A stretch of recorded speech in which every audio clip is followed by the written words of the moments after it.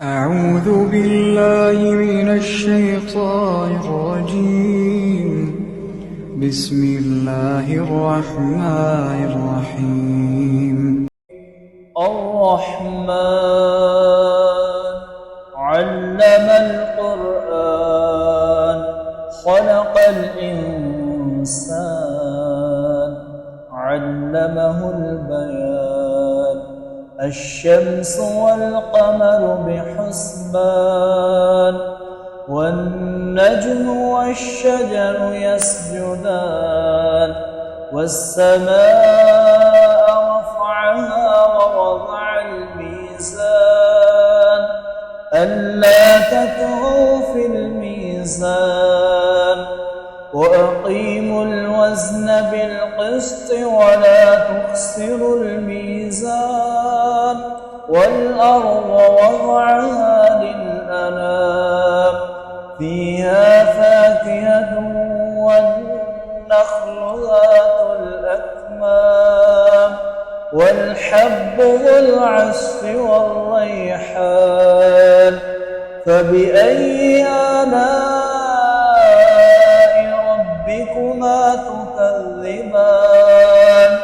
خلق الإنسان من صلصال كالفخار وخلق الجان من مارج من نار فبأي آلاء ربكما تكذبان رب المشرقين ورب المغربين فبأي آلاء ربكما تكذبان مرج البحرين يلتقيان بينهما برزخ لا يبغيان فبأي آلاء ربكما تكذبان يخرج منهما اللؤلؤ والمرجان فبأي آلاء ربكما تكذبان وله الجوار المنشآت في البحر كالأعلام فبأي آلاء ربكما تكذبان كل من عليها فان ويبقى وجه ربك ذو الجلال والإكرام فبأي آلاء ربكما تكذبان يسأله من في السماوات والأرض كل يوم هو في شأن فبأي آلاء ربكما تكذبان سنفرغ لكم أيها الثقلان فبأي آلاء ربكما تكذبان يا معشر الجن والإنس إن استطعتم أن تنفذوا من أقطار السماوات والأرض فانفذوا لا تنفذون إلا بسلطان فبأي آلاء ربكما تكذبان يرسل عليكما شواظ من نار ونحاس فلا تنتصران فبأي آلاء ربكما تكذبان فإذا انشقت السماء فكانت وردة كالدهان فبأي آلاء ربكما تكذبان فيومئذ لا يسأل عن ذنبه به إنس ولا جان فبأي آلاء ربكما تكذبان يعرف المجرمون بسيماهم فيؤخذ بالنواصي والأقدام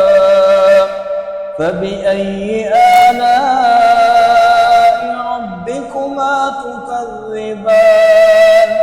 هذه جهنم التي يكذب بها المجرمون يطوفون بينها وبين حميم آن فبأي آلاء ربكما تكذبان ولمن خاف مقام ربه جنتان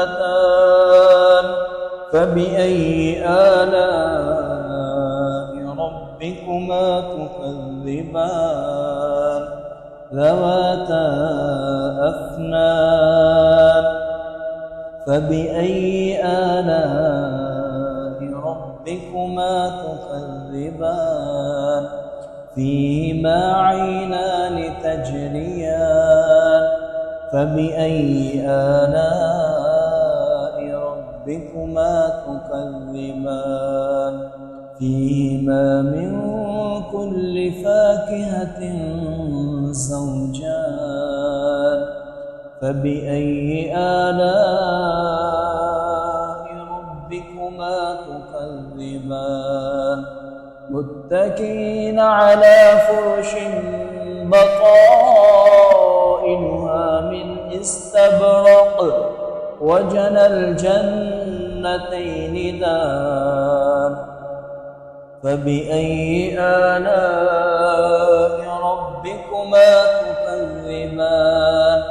فيهن قاصرات الطرف لم يطمثهن إنس قبلهم ولا جان فبأي آلاء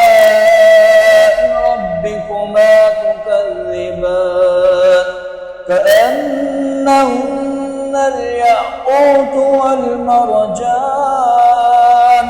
فبأي آلاء ربكما تكذبان هل جزاء الإحسان إلا الإحسان فبأي آلاء ربكما تكذبان ومن دونهما جنتان فبأي آلاء